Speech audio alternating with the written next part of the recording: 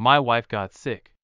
She was hospitalized, and I had a 3-year-old daughter in my arms. My busy work schedule did not allow me to take care of the child. I had to turn to my mother-in-law with a request to help me in my distress. She agreed and moved in with us for a while. I would come home late from work, play with my daughter, and socialize with my mother-in-law. Evelyn is an interesting woman. She gave birth to my wife, hardly 18 years old, and now she was in her prime. Calm, friendly, we quickly established a friendly relationship.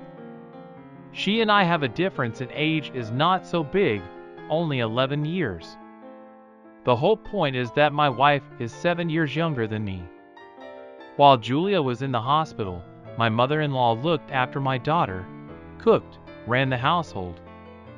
That's how we lived. One evening I came home and Evelyn and I went to the bathroom to bathe the baby. Amelia made a storm in the bathtub as usual. The wet robe clung to her mother-in-law's figure, which was very attractive.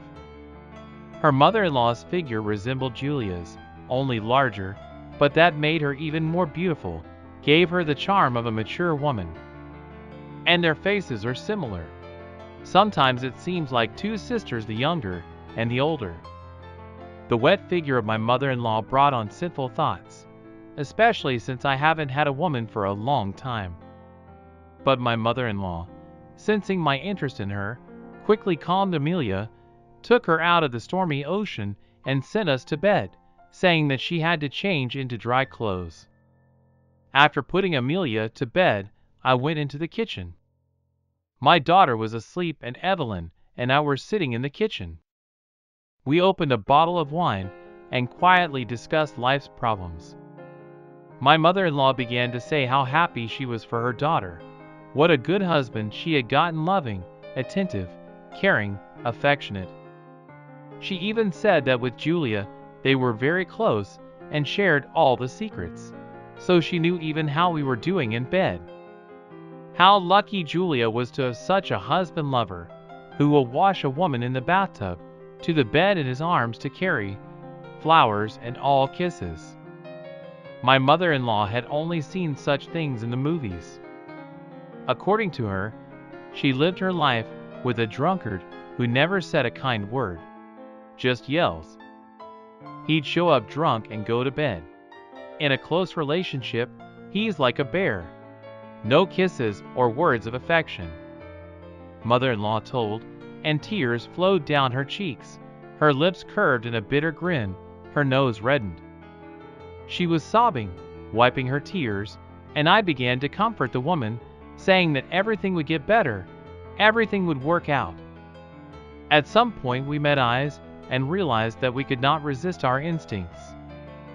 Emotions flared between us, and we did it right there in the kitchen.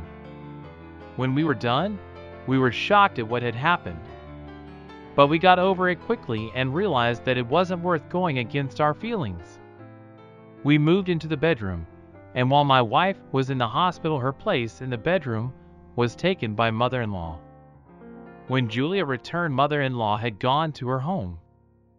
I don't know what my wife talked to mother-in-law about and what she told her, but Julia began to send me periodically to my mother to help her, and she did it on those days when we could not be close to each other.